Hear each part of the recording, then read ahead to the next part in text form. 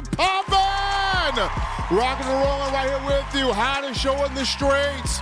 Number one form for Alabama football news. In my own words, yours truly, your man Stephen Smith of TDA. Happy to be here with you in studio on a Monday. We bring you the show from the Magic City of Birmingham. We stream this to you through YouTube. Speaking of the channel, you know what time it is. You tap that subscribe button right now. You get locked in, locked on to all things Bama football. Hit that subscribe button. Hit that notification bell. Give us that thumbs up also. Hit the like button. Like the show. Run those likes up. Make this your spot here for all things Bama. Trying to get the show 50 likes out the gate to start it right here. That daily super chat goal, $100 daily.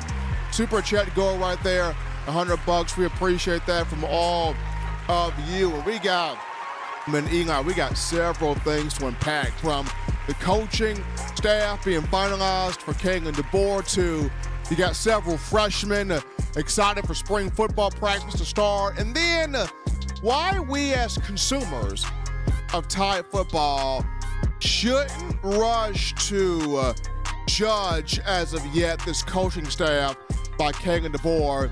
Let's see what it becomes. Let's see what it does. Let's see how it all plays out. We want to hear from you tonight.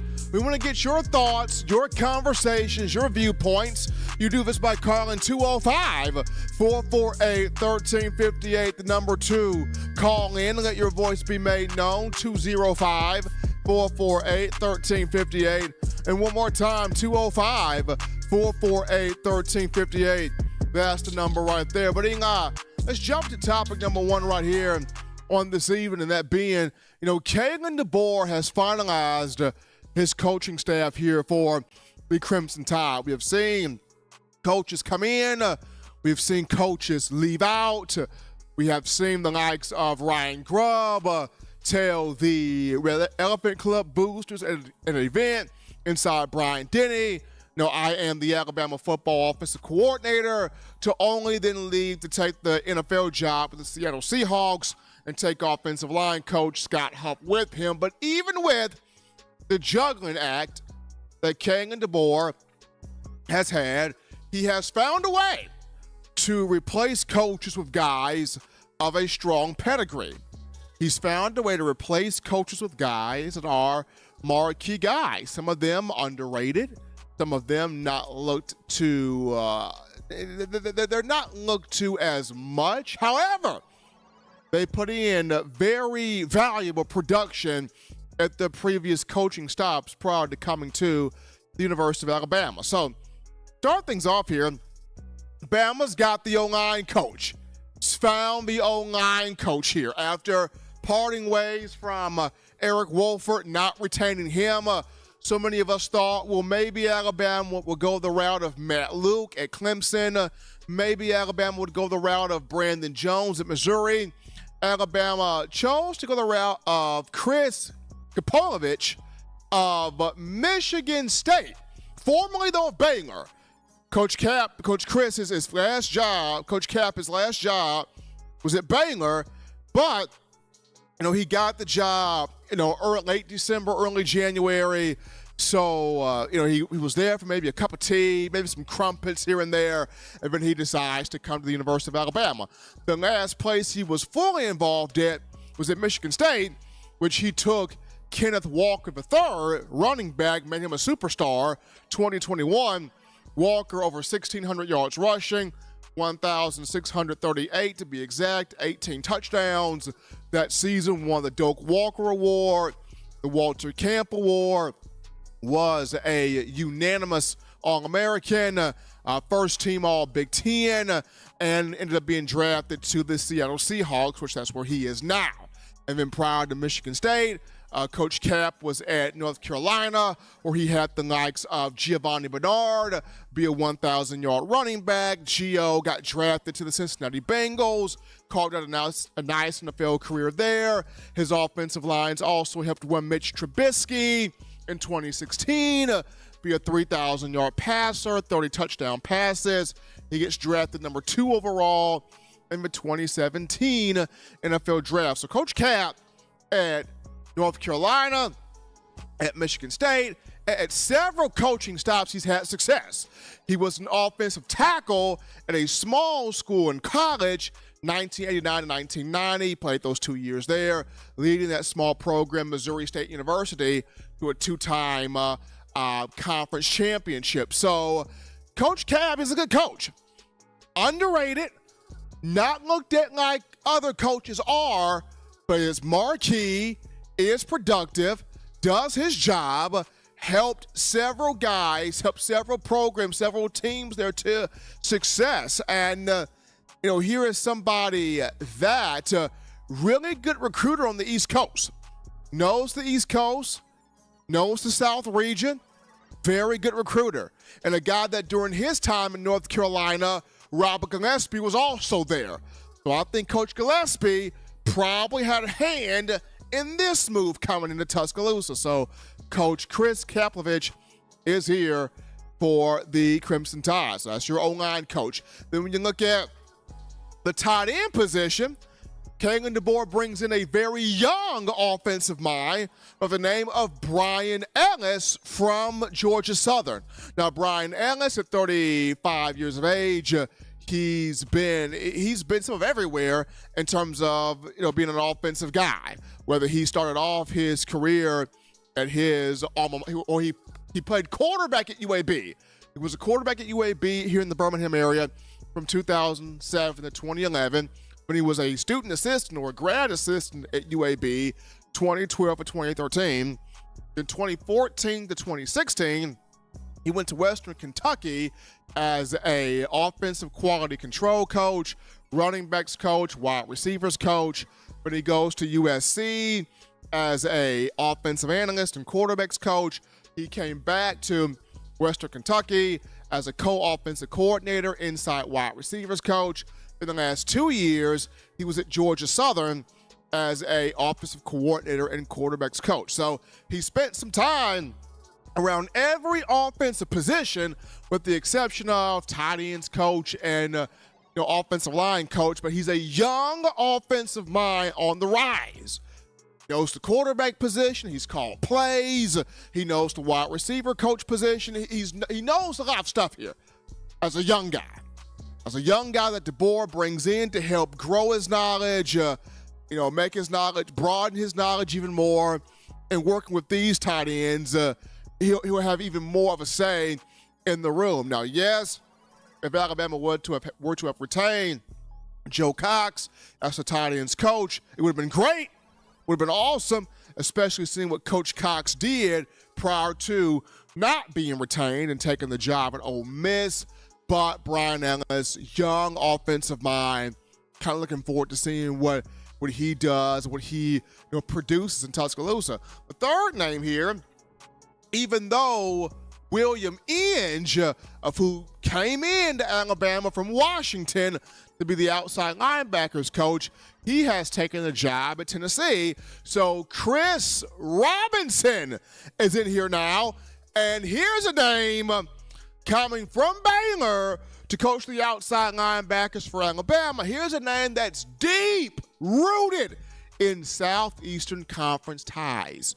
Coach Robinson coached at Auburn, coached at Florida. He was also a graduate assistant at Mississippi State, Ole Miss, and he was at Mississippi State, Ole Miss, and Georgia. He's been at 5 SEC schools, people. It's almost half the league. Been at 5 SEC schools, so he's been entrenched. And you already got guys like Dan Mullen, who's a TV analyst now, talking about how great of a move this is by Alabama as Robinson sat under Coach Mullen. So here's a name that knows the South, knows the SEC, really good in recruiting, coaching outside linebackers.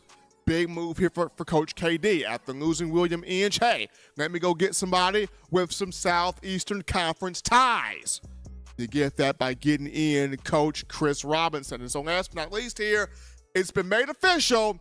Kane Womack is here as the defensive coordinator for the University of Alabama. It got announced today. So it's official. Kane Wommack here as Alabama's DC and inside linebackers coach with this 4-2-5 swarm defense he brings over from South Alabama. This past season, the Jaguars finished 15th for total defense when you look at this from a national scale. So they finished in the top 15 at number 15. So when you're doing this here at a smaller school, just imagine what Kane Wommack's system could do at the University of Alabama, especially when the players get all the terminology, when they get all the word jargon, when they get the scheme and the formations and the setups and how they're going to want to run this thing, and the coaches have a good feel for it, a good gist for it as well. This Alabama defense could be really nice here to watch in this upcoming season, starting off here with spring ball. But kudos to Kane and DeBoer finalizing the coaching staff and even being able to bring in guys to replace guys that move on to other jobs. But we take a break right here, folks, in the show. Don't touch that dial. We're just getting started. When we come back, we go to the phone lines. We get your calls, your thoughts, your conversations. Line us up here. What do you think of the coaching staff? How do you feel about it? We take your thoughts after this.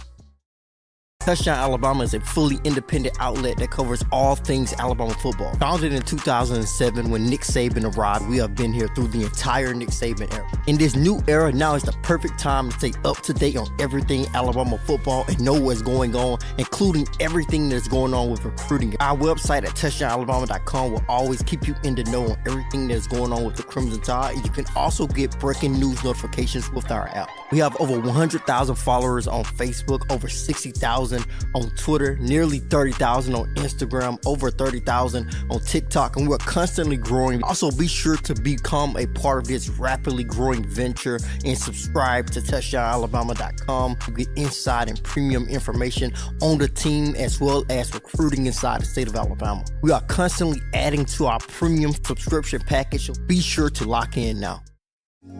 Remember the taste of Grandma's delicious sweets?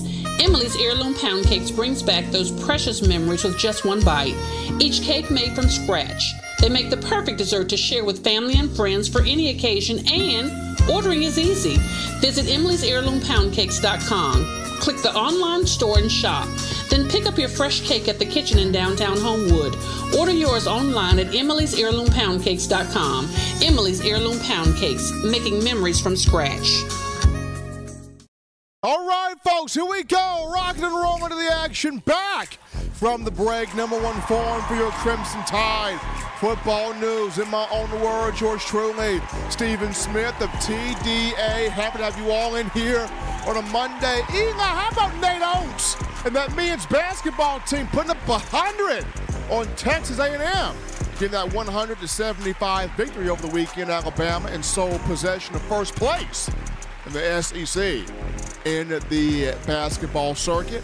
How about the softball team? They've been rolling. Got some power bats in that lineup. I think Patrick Murphy is finally manipulating this roster the way that we like to see him do that. Gotta show some love to Jason Hayward! Let's go! With a $5 donation.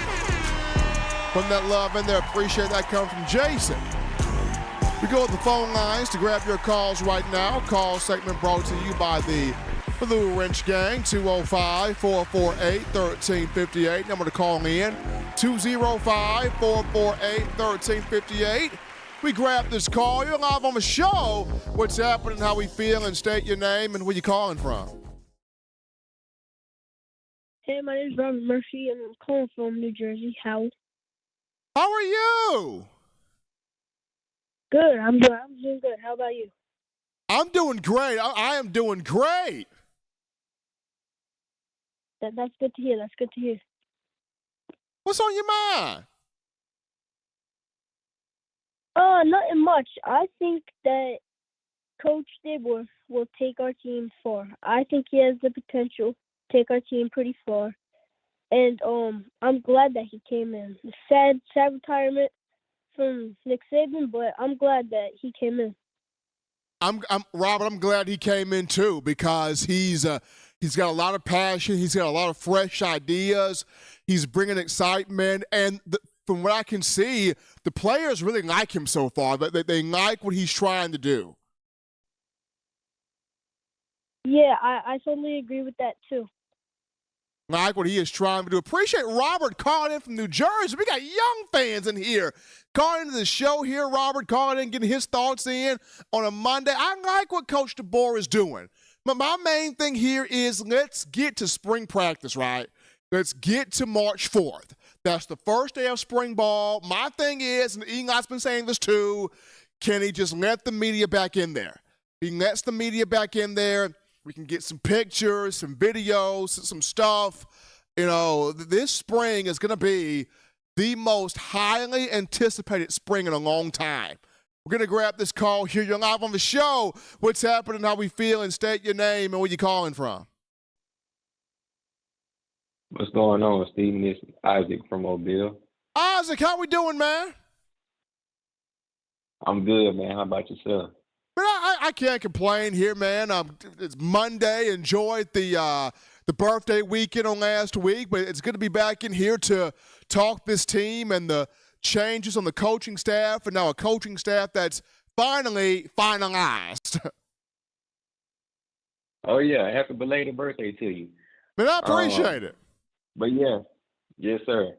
But, yeah, I saw in your thumbnail you got don't judge the staff, and I like that because, you know, I feel like it's I think it's unfair prejudgment going on, and I get it somewhat, but, you know, it's just as fans, I don't want us to get caught up in like the big names or the unknown names, because I mean, you know, I see a lot of people talk about recruiting.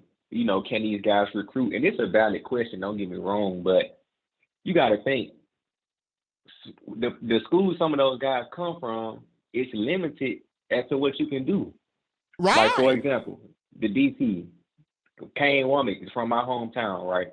South Alabama. Okay, he could have been an excellent coach, but at the end of the day, it's South Alabama. I mean, you might get a 4-star, maybe. It's a stretch, but the most you're going to get is JUCO guys and 3 stars and probably below, right? Right. So there's only so much you can do. The talent pool at Alabama is way different, way better. So it's a lot of things you can do with better equipment, better talent. You know what I mean? So that's why I don't want everybody to freak out about unknown guys and can they recruit, because it's easier to recruit at Bama than it is South Alabama or Georgia Southern. You know what I mean? Right. And this is my thing about this. We can all say that during his 17 years at Alabama, Nick Saban made some hires that had us go, wait a minute, what? But then we were like, let's trust Nick Saban. He's Nick Saban. Let's trust this. Nick Saban brought in Pete Golding. Let's not forget that. Nick Saban brought in Pete Golding, and that was a tire fire. Being honest about that. Nick Saban brought in Bill O'Brien, and that wasn't the most sexiest move in the world. Nick Saban brought in, Lane Kiffin. And folks was like, whoa, Nick, whoa. Like, that's controversial, Kiffin, Nick. No. Like, Saban's brought in some guys. Some of them hit. Some of them didn't hit. But, you trusted the moves that Coach Saban made. Now, yes, Coach Saban won national championships, so his moves were justified by those championships. But at the same time, we saw what's happened before with moves that were made. Let's just see what these moves do once they get on the field. Exactly. Exactly. And that's only fair. You know what I mean? Because, and then what else can you do? I mean, Scott Huff is not coming back, at least not this season. Mario Cristobal not coming back, at least not right now. So, I mean, hey, it's life, baby. You got to move on, Right. And, right. But with Nick Saban, I will say this too. those guys, his staff probably had the luxury of using him as a recruiting tool, because who didn't want to play for Nick Saban? It wasn't many people. And Coach DeBoer doesn't have as much of that to use, but it's still Alabama. I mean, Alabama is established enough as a program and as a university for guys still to want to come play for the University of Alabama. So just, to the fans, man, just get a guy a chance. It's not sexy names and known names, but just get a guy a chance. That's all I want to say. Absolutely. Appreciate my man Isaac calling in from Mobile, giving us his thoughts here on the show. I go back, Eli, to the first national championship of the Saban era, which was 2009. A lot of those, 13 of those guys that played on that 09 national championship team, Eli, were Mike Shula guys. And these were guys that were not heavily recruited. Javier Arenas was a Shula guy. Mike McCoy was a Shula guy. Eric Andrews was a Mike Shula guy. There were a lot of Mike Shula guys. A lot of those sort of underrated, like under-the-radar names that helped Alabama to that first national championship in 09, right? So I'm one to say, let's wait and see what these coaches do on the field that Kalen DeBoer has hired. If anything, he's hired some guys that can recruit the South. He's hired guys with ties to the Southeastern Conference. He's hired guys that have a vibe with today's generation of athlete, of player. So let's just see how these moves work out here when it comes to being on the field. Got a cool call topic right here, and this goes to one Derrick Henry. Where does he end up in the NFL? He had his touching goodbye message to the Tennessee Titans after spending 8 years with the organization. There are rumors out there that say that Henry could end up with the Baltimore Ravens. If that happens, great help there from Lamar Jackson. This takes a lot of pressure off him if that happens.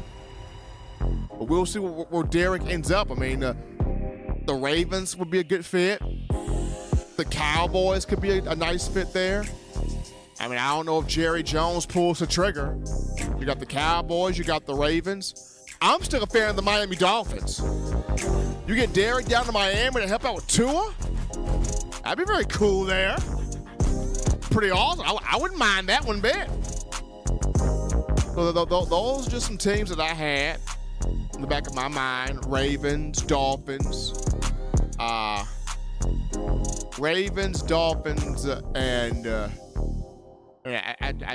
Cowboys. There we go. Ravens, Dolphins, Cowboys, the three teams I had right there. Could be more, but those were the three that I kind of had in my mind rolling. But we're going to take another break here, folks, from the show and touch that dial. When we get back, we get into a conversation of, you got some Bama freshmen enrollees for spring practice. They're excited for spring ball to go. We'll get into these freshmen. Which one of these guys can make a huge impact in the spring? We'll talk about it after this.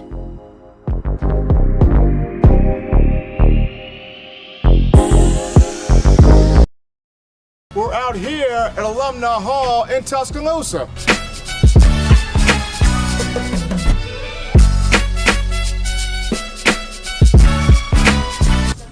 Oh yeah, oh, man. Gotta get this. Gotta get one of these right here. Can't rock that Bama without this shirt right here, fresh polo. You gotta also rock the all pink, like Kanye West right there. Keychains, gotta get you some keychains. University of Alabama keychains. I'm telling you, if you are a die-hard Alabama fan and you're looking for some big-time apparel, this place has got everything. We're talking shirts, shoes, sweatshirts, hoodies, cups, mugs, keychains. If you're just a Tide fan that has an itch to get more apparel, get more swag in your game, you come right here at Alumni Hall in Tuscaloosa, right here in Midtown Village. And also you can shop online. The link is in the description to get your gear right here at Alumni Hall. We also have new, fresh, exclusive TDA gear you can get right now at Alumni Hall. That's in store or online. Hit that link in the description and search Touchdown Alabama to view all of the available gear. Hurry and get yours before they're sold out. Thank you for tuning in. Show your support right now by clicking that like button. If you haven't subscribed, hit the subscribe button now and enable all notifications to make sure you don't ever miss any of the best Alabama football news, notes, and information right here on Touchdown Alabama. All right, people, here we go. The number one topic here, number one ticket for your Bama football news. In my own words, yours truly, Stephen Smith, Touchdown Alabama Magazine. My man Eli Walker in the production studio. Continue tapping that subscribe button, hitting that like button as well, getting those likes up there on the show. Daily Super Chat Go, $100 daily. Super Chat Go, $100 there. Appreciate all of you. And we get into topic 2 here of the conversation. Got quite a few freshmen enrollees, spring practice. They're ready for that to start. They're excited for that to start. Quite a few of these young guys will have a chance to contribute, possibly even have a starting position on this team. When you look at this big competition here across the board at several spots under Kalen DeBoer and his coaching staff, a few of these guys have shared their lockers, their new Crimson Tide lockers on social media. And these guys, you look at defensive backs, Jalen Mbakwe and Peyton Woodyard. You look at defensive lineman Jeremiah Beeman, tight end Caleb Odom, offensive lineman Will Sanders. All of these guys sharing their lockers on social media, just professing the excitement of they're happy to be here. They're happy to be here. They're pumped up to be here.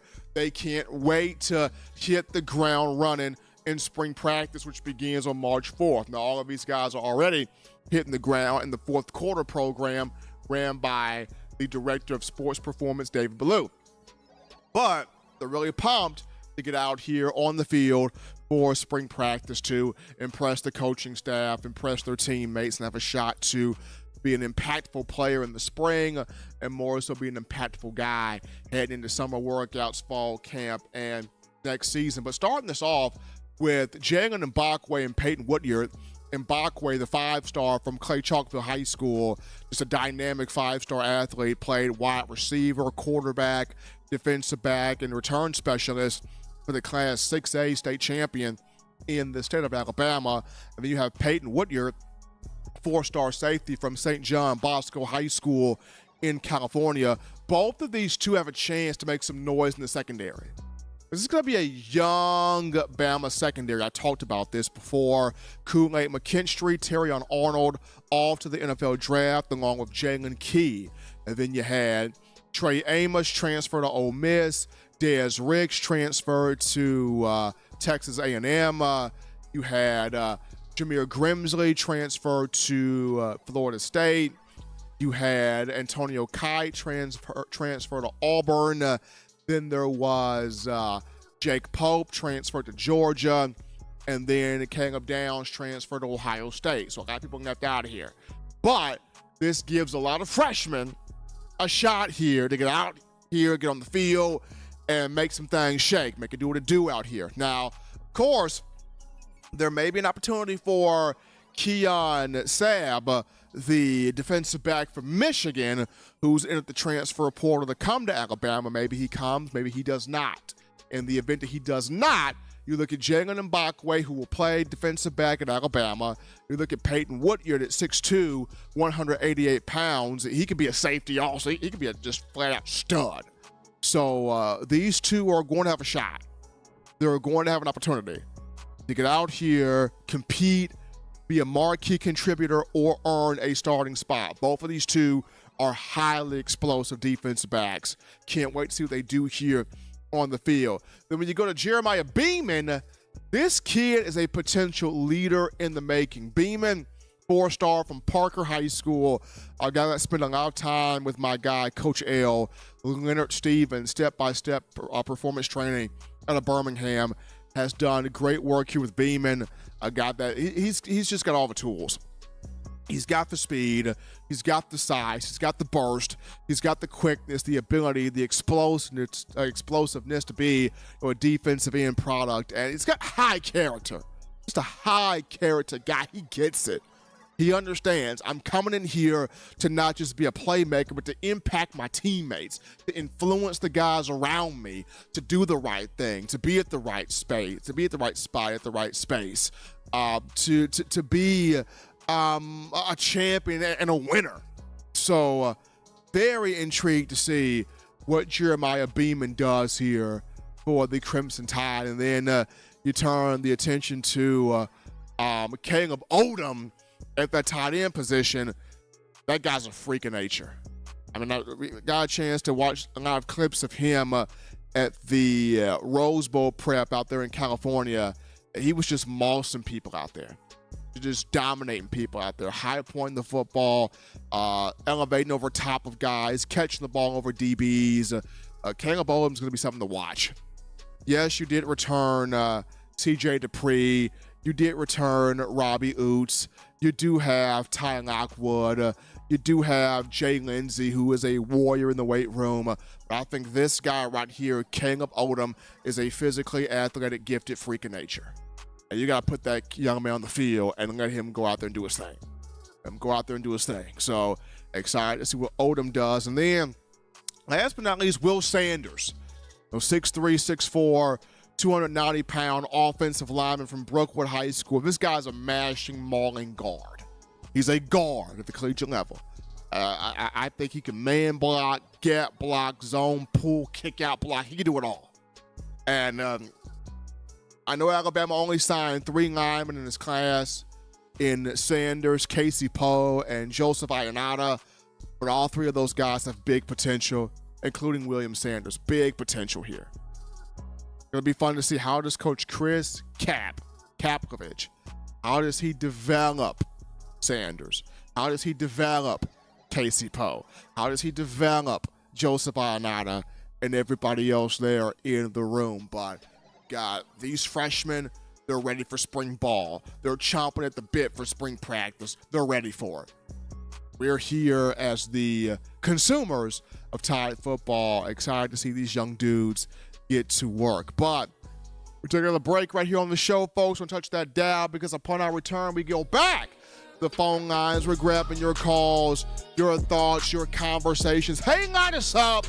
We want to hear what's on your mind after this.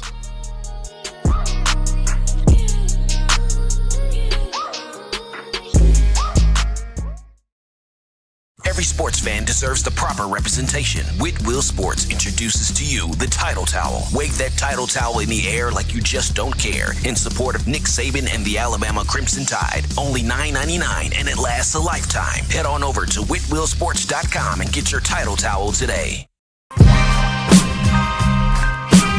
This is Chris Rogers, 2009 national champion. You are listening to the baddest, when I say the baddest, sports show in the state of Alabama. In my own words, you know, yours truly, Touchdown Alabama Magazine. Don't touch that dial. Thank you for tuning in. Show your support right now by clicking that like button. If you haven't subscribed, hit the subscribe button now and enable all notifications to make sure you don't ever miss any of the best Alabama football news, notes, and information right here on Touchdown Alabama. All right, folks, here we go. Locked and loaded to the action from the break here. Number one form for your Bama football news. In my own words, yours truly, Stephen Smith of TDA. Appreciate all of you checking us out on a Monday. Getting closer to spring practice, day 1, March 4th. We do have the coaching roster finalized for Kalen DeBoer. Really good there to get all of that finalized before the first day of spring practice. But we go to the phone lines to grab your calls. Call segment brought to you by the Blue Ridge Gang, 205-448-1358. Number to call in. Let your voice be made known, 205-448-1358. One more time, 205-448-1358. As you guys are getting your thoughts ready to call in on the show.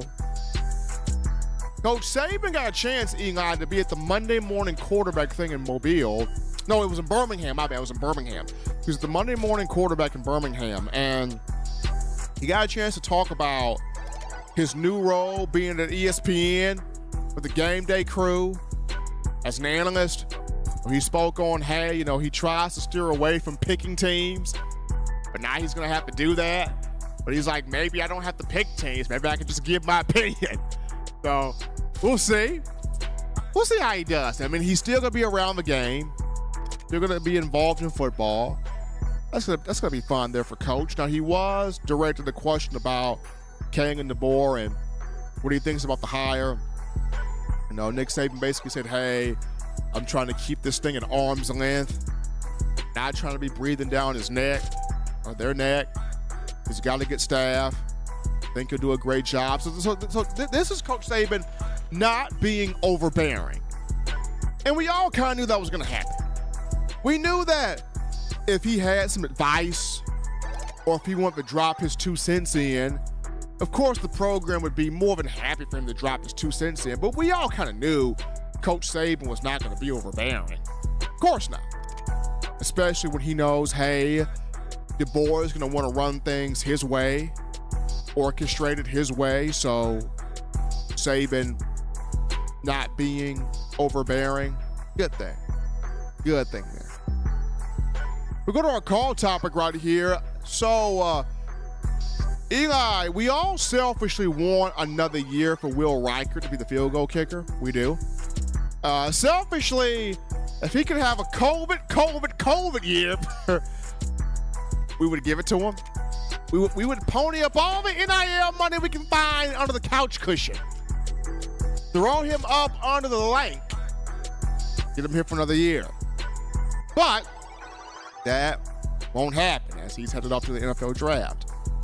However, today something nice was done in his honor. Hoover High School, his alma mater, made today Will Reichert Day, giving him a key to the city of Hoover and a plaque for everything that he's done, not just from a high school perspective, but at the University of Alabama as well. Reichert ended his college career as the NCAA's all-time leader for career points at 545. Reichert, a national champion in 2020, a 3-time SEC champion, finished last season as the Special Teams Player of the Year in the SEC. Very proud of Reichert. I mean, he single-handedly helped fans do away with all the chanting and all the pregame rituals to make a field goal. When Will Reichert went up there to kick, you just knew that ball was money coming off his foot. And that's how we should be with every kicker, right? When that ball comes off your foot, it better be cash money. We felt that way with Will Reichert. Hopefully with Connor Talty, that feeling will continue. But big ups there to Will for getting his honor from Hoover High School. We take our final break here on the show. When we get back, we get into a discussion as to why you should not judge this coaching staff of King and DeBoer until we see it on the field in actual meaningful game things. We'll wrap things up with that after this.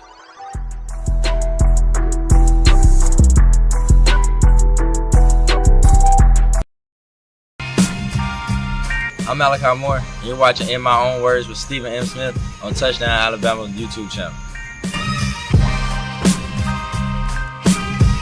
Thank you for tuning in. Show your support right now by clicking that like button. If you haven't subscribed, hit the subscribe button now and enable all notifications to make sure you don't ever miss any of the best Alabama football news, notes, and information right here on Touchdown Alabama. What's going on? This is Benny Bice. I'm the founder and owner of Touchdown Alabama. And you guys are supporting one of the only independent outlets covering Alabama football today. No other sports, no networks, just Alabama football. Roll Tide Roll.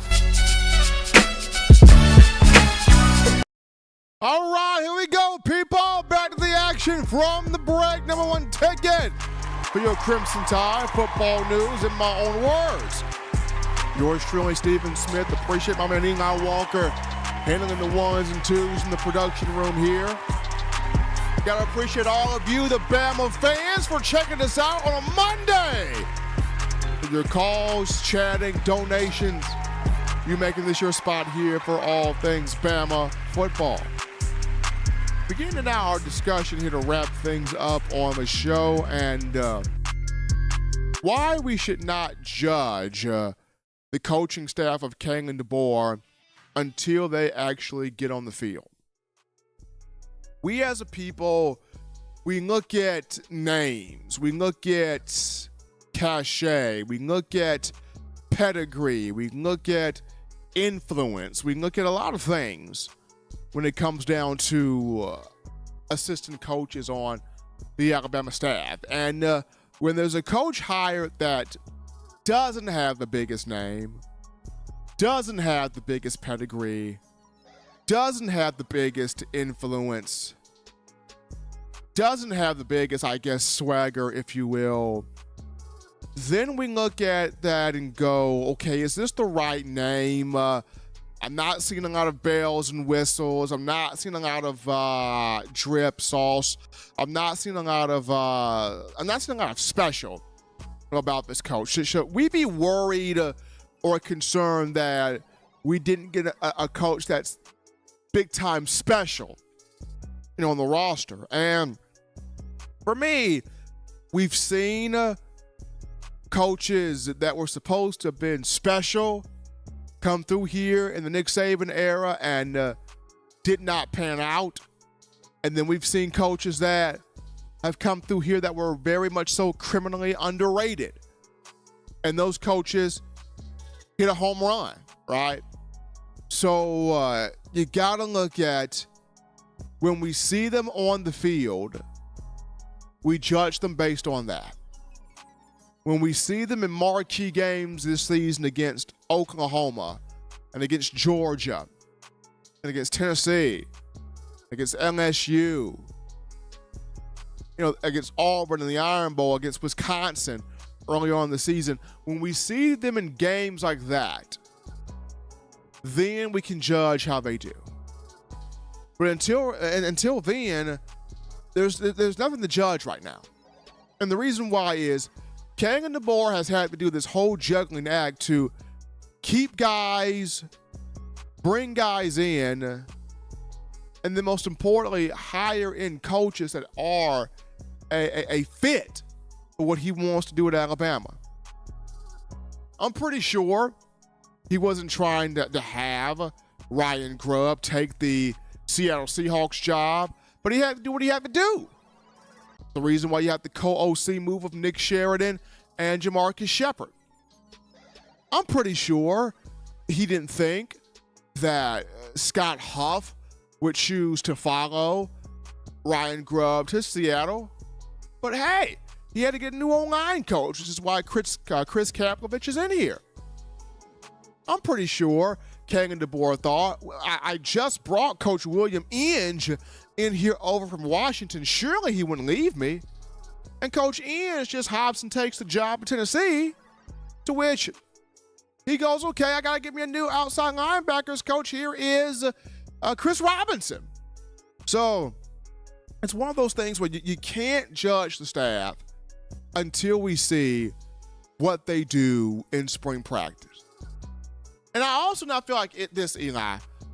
We can't get on players now jumping from school to school if that's what the coaches are doing. Like, these kids are only modeling what they're seeing the coaches do. If they're seeing the coaches jump from school to school, they're seeing the coaches showing no type of, commitment whatsoever, then the player is going to feel the same thing. Players going to feel like, hey, if it's cool for coach to jump from school to school to school to school to school, and there's no repercussions for it, then why can't I jump from school to school to school to school? So we can't be blaming the kids here. Coaches are doing it too. But That's just my take on it, Ian. I mean, Ian, what do you feel about this? Do you think judgment should be reserved until we see these people on the field? I think so as well. I think we can't sit here and go, Saban wouldn't have made that move, or that's not a Saban-like hire, or Saban wouldn't have brought in that coach. No. Coach DeBoer is doing things differently. He's doing things his way where the program is concerned. And for him, we cannot sit here and make a judgment call until we see how these guys perform, how these guys do here in spring practice. But as always, Bama Nation, with the best here in news, notes, coverage material on your favorite program, that being the Crimson Tide. You can get this by accessing the Touchdown Alabama magazine app. You download the app from the iPhone App Store if you're rocking Team Apple, Google Play Store if you got the Android phone. For your audio needs, check us out, iTunes or Apple Podcasts, Spotify, Stitcher, Spreaker, TuneIn Radio, Overcast.fm, iHeartRadio, Google Play. We got you covered right there. The good and gracious Lord sees fit to be back on Wednesday, continuing the conversation that is Tide football. Appreciate all of you, the Bama fans. Gotta shout all of you out today for all the calls, donations, YouTube chatting, making the Shore Show your spot here for all things Bama football. God, appreciate my man. He got walk in the production studio, holding it down there. Till next time, folks, husbands, love your wives. Wives appreciate, value those husbands. Children, continue doing the right thing. Fine thing, smart thing, good thing, legitimate thing, too. Not be bored there. Get yourself those 3 hearty meals a day, those 3 great laughs a day. You protect yourself. You protect the loved ones around you. Until next time, folks, I'm your man, Stephen Smith, and you've been listening to In My Own Words.